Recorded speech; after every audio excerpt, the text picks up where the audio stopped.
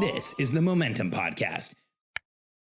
You can probably already tell from the title of this podcast, but we made a decision that goes against industry standards and is pretty much unheard of in high-ticket sales. In our company, we've eliminated high-pressure sales and commission-based sales reps.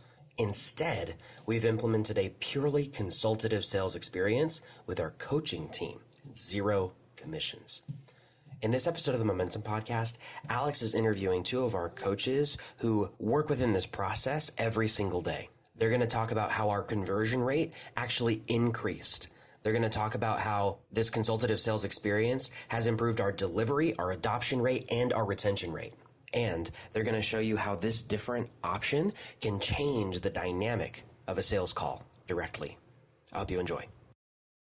I'm Alex Sharfin, and this is the Momentum Podcast, made for empire builders, game changers, trailblazers, shot takers, record breakers, world makers, and creators of all kinds. Those among us who can't turn it off and don't know why anyone would want to. We challenge complacency, destroy apathy, and we are obsessed with creating momentum so we can roll over bureaucracy and make our greatest contribution. Sure, we pay attention to their rules, but only so that we can bend them, break them, then rewrite them around our own will. We don't accept our destiny, we define it. We don't understand defeat because you only lose if you stop, and we don't know how. While the rest of the world strives for average and clings desperately to the status quo, we are the minority, the few, who are willing to hallucinate there could be a better future. And instead of just daydreaming of what could be, we endure the vulnerability and exposure it takes to make it real. We are the evolutionary hunters, clearly the most important people in the world, because entrepreneurs are the only source of consistent, positive human evolution, and we always will be. Welcome, everyone. I am really excited about what we're doing today, about this recording that we're making today, and the fact that it's not just me here. I'm actually joined by 2 of our team members, and I'm so excited for you to meet. I have Nicole Zion-Cox with me and Stephanie Mondragon. And Nicole, welcome to the call. Stephanie, welcome to the call. So awesome to have you here. Thanks. Great to be here. Yeah, you got it, Nicole. So here's why we're having this call today. As a company, we have completely shifted how we do high ticket one-on-one sales in our organization over about the past 6 months. And we've gone, and here I'll explain to you the issue that we were having as a company. And Stephanie, Nicole, maybe you can jump in and just explain some of the issue you were having as coaches. So first, let me set the stage here. Stephanie and Nicole are coaches in our delivery program, in our programs that where we help entrepreneurs grow and scale their businesses. And on a daily basis, we hold calls, both group and one-on-one, depending on what part of our experience someone is through. And they will jump on a call with either Nicole or Stephanie or Deanna, who runs coaching and our content department. And so this, what you'll be hearing from the team that actually helps our members move forward and grow. And we were having an issue probably about 6 or 8 months ago. We made this dramatic change in our company. I'll describe the issue that we were having before and tell you why we made this change. So here's the issue we were having. We used to have commission sales person. We used to do commission sales in our company. So we would set up sales calls. They would go to a commission sales rep. They would have a sales engagement. We call it a strategy session with our sales rep. And then some of them would end up joining our programs. And we kept having this issue where it felt like some of the people who were joining our programs weren't necessarily exactly the greatest fit. And they came in with kind of a, I want you to prove it to me vibe that we were feeling over and over again. So Nicole or Stephanie, does either one of you want to kind of like share what that felt like from the coaching side? Let's start with you, Nicole. Yeah, when I got on onboarding calls or, no matter which type of call it was, I could just feel the alignment wasn't necessarily there. And I always felt like, kind of like you said, we had to prove actually what we did, or there might have been false promises. And it just took a lot of fixing, if you will, and explaining, nope, this is actually what we do and what you're going to experience. And honestly, I think it was just challenging for that person, our member, and for our coaching team. So that's kind of how it felt. We just knew there's a better way. Yeah, Nicole, I think what I was feeling and what I was observing and why we made this dramatic change, and I'll explain the change in a second. We actually went from commission sales reps to purely consultative sales with no commissions. And so this has been a huge shift for our company. But here's what I was feeling, and maybe Stephanie, you can speak to this a little, was that when you have a commission sales process, there's going to be a level of persuasion. It's just that's what ends up happening. Like salespeople persuade, they try and help you make the decision, but there's a level of persuasion. And what it felt like was people had been persuaded enough that they came in with like, okay, you need to prove this to me. You need to show me what everything that I was promised in the sales experience. And it felt like it kind of set us up in delivery. Did you feel that, Stephanie? I did. And I especially could feel, I came in shortly, like maybe a couple weeks after the shift was made, going to consultative sales. And I really was on board with it and thought I aligned with the culture of the company a whole lot, and could tell that several of our members also aligned with the culture of our company. But then there were some outliers that did not seem to align with our culture at all. And when I started investigating, how they came into the company, most of them had come in through this same process. And it was very evident that they really weren't a right fit. They'd just been, kind of pushed into the door. Yeah. And when you say pushed into the door, it's, I actually went back and watched some of the sales calls, and it wasn't like it wasn't like who we had in sales was overly persuasive, but we were persuading. And we weren't necessarily just consulting and listening. And so let's talk about the change we made. Let's let everybody know what we did. So here's what happened. Stephanie, how long have you been with us? Since July of 2020. Okay. So in July of 2020, oh, wow, Nicole, it's 10 months ago. That's actually a while. So in July of 2020, we made the decision to go from commission sales reps to consultative sales. And here was the decision that really we made as a team, but that like I drove was let's remove any type of commission from selling, and let's remove commission salespeople from selling, and let's sell only using our coaches. And so the genesis of this idea actually came, when I owned a consultancy before in my 20s. We did not have salespeople. If there was a deal that needed to be done, we put one of our consultants in front of the person, and we would close most of the deals because we were just used to consulting and helping. And it made it very easy because we would consult in a way that the consultation call felt a lot like the delivery, and it was kind of seamless. And so I'm like, this is going to be great in an information products company. So I came up with this idea, and the first thing I did was call 4 or 5 friends of mine who have commission sales teams. And I'm like, I want to share this idea I have with you.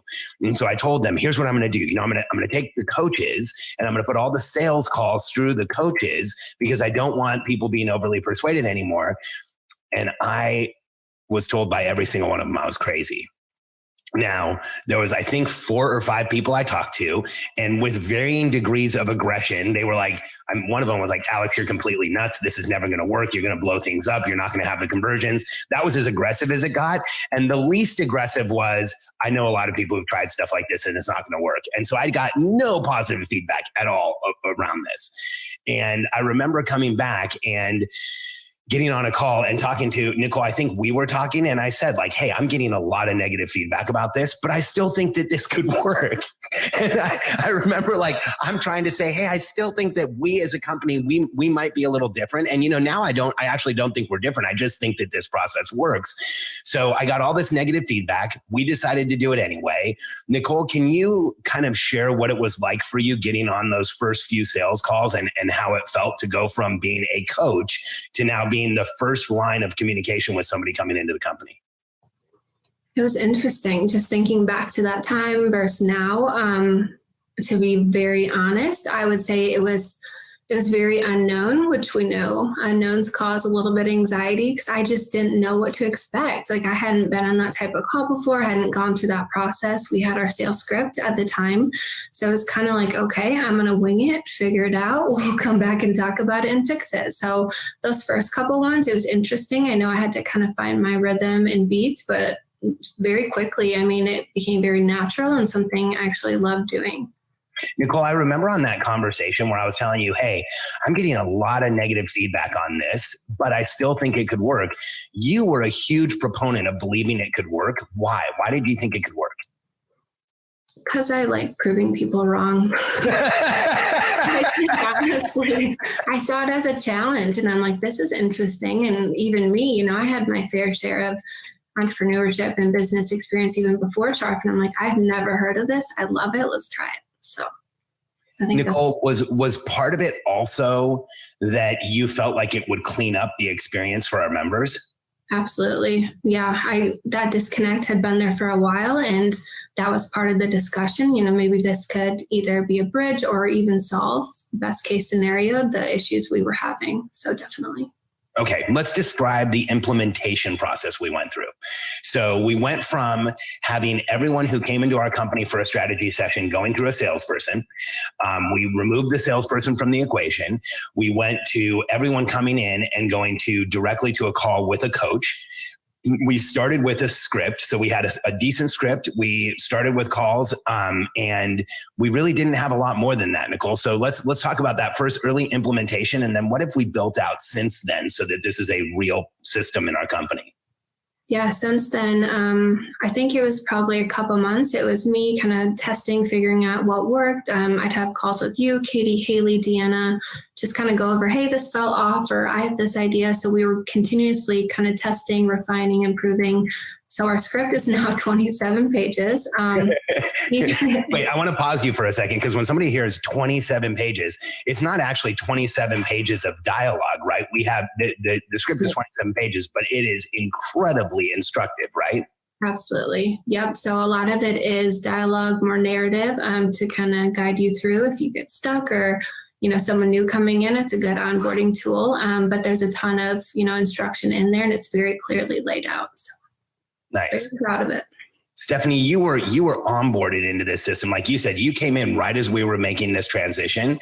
You did not get hired as a salesperson, but very soon after you were brought in, we were like, hey, we think we're going to have you start selling. What was that like for you? And I said, nope, I'm not a salesperson. I remember. I don't want to sell anything. I don't do that. And then Deanna and Katie quickly told me, it's not, you know, you don't think of it as sales, think of it as, can we help them? And that perspective shift is what really did it for me. When I really wrapped my head around the fact that that was my goal, was can we help this company with the programs that we offer?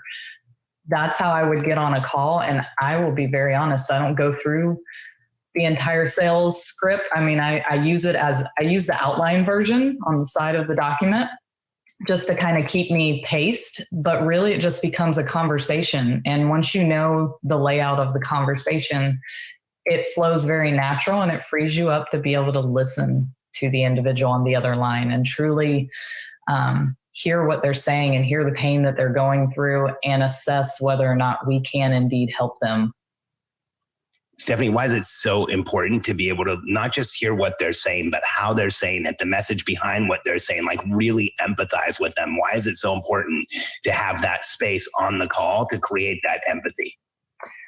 Because I think that is, that's who we are as a company. We really, that is one of the reasons, that is the main reason I joined this company. I joined after hearing a podcast about you helping a little girl go through anxiety, her first anxiety attack.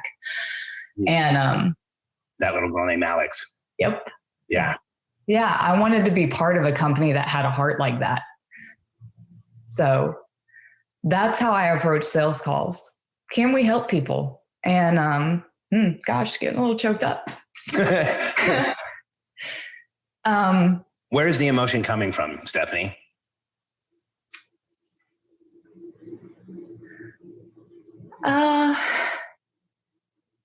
Because I feel like I've been on a lot of sales calls and I know that there are a lot of other entrepreneurs. I was a struggling entrepreneur before I ever joined this company, and I was on countless sales calls where it was very obvious the person on the other end of the line was just trying to make a sale, and immediately I was turned off by that. And so to be part of a company that does not pursue the sale over the person and their heart, means a lot to me, because that's really what I'm all about. And that's what our company is all about, is actually helping others so that then they can help the ones that, you know, they're leading, and the ones that they're helping, they're trying to help with their business. So, yeah. Stephanie, for all the people, because I'm going to send this to a select group of friends who told me this was never going to work. Yeah. You at one point said something that I actually, like, I had to pause and say, did she really say that? I remember we were talking about sales and we were talking about how well it was working. And by the way, if you're listening, we're about to share some stats to tell you just how incredibly well this is working. But you made a comment, and I'm paraphrasing, but it was something like, I said something like, well, that's why we decided we're just not doing commission sales anymore. And you said, that's right. If it was commission sales, there's no way I would do it. Yep. So can you, because, you know, I told you, we talked a little bit before this podcast, and I told you entrepreneurs don't know people like you exist, because when you said it, I knew it was completely congruent. It was real. You weren't trying to impress me. Like you didn't want to be in that situation. Can you explain why? Yeah, because I am an entrepreneur myself. And as an entrepreneur personality type, I can feel the second I get on a call if the person is trying to sell me something just to make the money, or if they truly want to help me. And when somebody truly wants to help you, the energetic of the call is different. Number one, you can feel that they're genuine. And then number two, they're really listening to see if what they have to offer is what you need. And if it's what you need, then by all means, you know, take my money.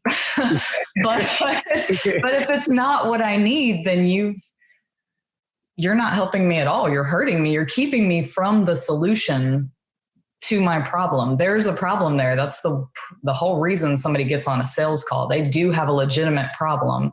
And if you sell them something that's not going to help them with that problem, then you are just delaying. You're delaying their solution. You're causing them more pain. I think that's where the emotion comes from. Yeah. Is I don't ever want to be somebody that keeps somebody in the pain any longer than they have to be. Stephanie, there's this phrase about salespeople that a good salesperson can sell ice to Eskimos. I actually think a sociopath sells ice to Eskimos, to be honest with you. You know, I don't understand how we've equated selling something that someone doesn't need with being a good salesperson. That really does feel sociopathic to me. Like, I wouldn't do that. Like, why would we sell ice to Eskimos? They just need to go outside and get ice. Let's sell a solution to somebody who actually needs it. Yeah. So for you, when you're on our sales interactions, when you're talking to people, how often is it that you're telling someone, hey, we're probably not the right solution right now? Actually, I did it twice last week, or at least I said our programs are not what you need. Granted, we did just come out with a new product that was exactly what they needed, but they weren't ready for our programs. And one of them admitted a cash flow issue. And I was like, let's stop the call right now. If you have a cash flow issue, you do not need to join a program that you're going to pay a monthly subscription fee for. But we do have a product coming out that's a one-time purchase that can help you assess that cash flow issue and get a plan to, find a remedy for it. So that was... So in our process, like, every person is not a potential sale. We actually figure out whether they're a potential sale or not. And it's funny, the product you just mentioned, our new predictable planning system, that was actually built out of a ton of feedback from sales. A lot of both of the two of you saying like, hey, this person wasn't right for this, but if we had a solution like this, we could help them. And so now we have that solution. Yeah. So Nicole, how much different is it now when you are onboarding someone who's gone through a call, say with Stephanie, than when it was with a commission sales rep? And like, what I'm specifically asking is that intangible, that energetic feeling. How much different does it feel now? It's kind of crazy. I mean, they already just kind of feel like they're part of the Sharfin culture, or what we stand for, who we are, if that makes sense. I can just already tell they're very excited to be there, eager to learn. There's not this whole like, well, so what is this? What did I buy? Or, they know exactly what they're getting, and they know how we're going to help them already before we show them really our onboarding process. So it's kind of very relaxed in nature, and more of a, okay, do you have any questions? Here's this, kind of reiterations on a couple steps, and we're good to go. So it's very nice now. I'll say that. So both of you, I think, have recently been on sales calls with friends of mine. You know, I have friends who reach out and say like, hey, Alex, can you help? And here's what I used to do was be like, yes. And I would just right there, explain everything to them and then get them into our process and then usually get them into the program. And I think historically, the people who've come through me have been some of the most challenged when they get into the program because I don't follow the process. Like Stephanie follows the column on the right. I'm challenged to follow the process at all. And what I've started doing is when my friends come to me now, here's how I look at it. Our sales call is really the first delivery call. It really is, like, it sets you up for the entire program. So I don't want to cheat anyone on that strategy session, on that first delivery call. And so, does that resonate with both of you that like, that's really what it is? Yeah, well, I say, I don't know about you, Stephanie, but I say that often, like, hey, if you do choose to join our programs, this is actually one of your first coaching calls. That's the way we look at it. Yeah, same thing. What do people say back to you when you say that? Or what feeling do you get from them?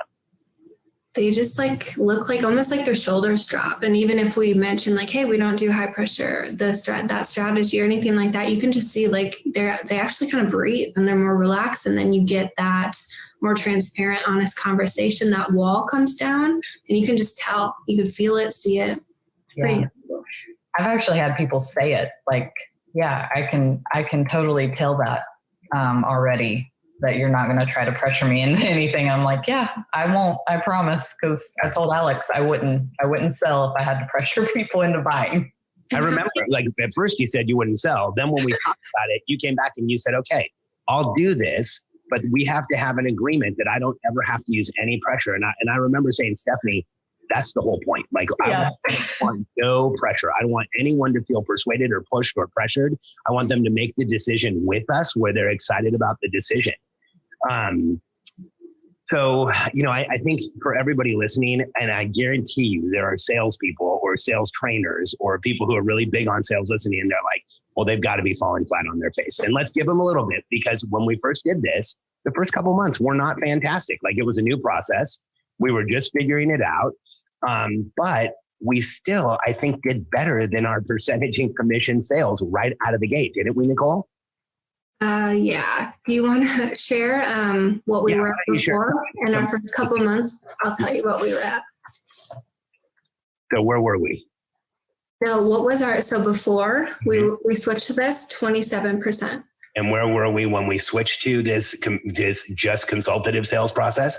So July, we were at 35.9 for the month. 38.1 for the month. August, 43.3. That was the first 2 months of trying this. So we went from 33 to 43. And what are the last couple months we had? Because we just had a few just huge months, right?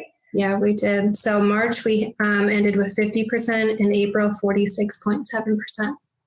So I just want everyone to know I'm actually taking this podcast and sending it to my friends that told me this wouldn't work, because the gold standard for high ticket sales is 30%. We're exceeding that by 10% both months, and we actually hit a 50% sales month. And so here's what I want everyone listening to really understand why I think this is working is if you set up the right type of person who has your problem, like they have to have the problem you solve. And for us, it's someone who has grown a business to the point where now they need help with leading the company. They need help with getting a clear plan together. They need help with getting everybody going in the same direction. So if somebody is experiencing that issue and they get on one of our calls, they are going to convert because we solve exactly that issue. And then they go right into delivery. And so the reason we're hitting 40 and 50%, I believe it's because we've removed the pressure from it. I actually think I just want everyone listening to know the statistics we have show that especially at the beginning of this process, we immediately started converting more once we removed all of the commission and all of the pressure from the calls. It started day one. And I didn't run out and tell everybody about it because I felt like 2 or 3 months could be a fluke, but we've now been doing this since July of last year. So we're coming up on 10 months. And Nicole, I think every month since we started, we've exceeded our last month in commission sales. Is that fair? Oh yeah, absolutely. By a considerable percentage. Mm-hmm. So what else would so I'll give you both a chance just to add anything else you want to add in closing, because here's what I want the entrepreneurs who are listening to understand, that if you have coaches on your team, if you have consultants on your team, they could be the best sales closers that you have, because you might not need all the persuasion. You might not need all the pressure in order to get the right people into your programs. So Stephanie, is there anything you'd add in closing? I would add that, especially if you market to entrepreneurs, most entrepreneurs know already instinctively what they need.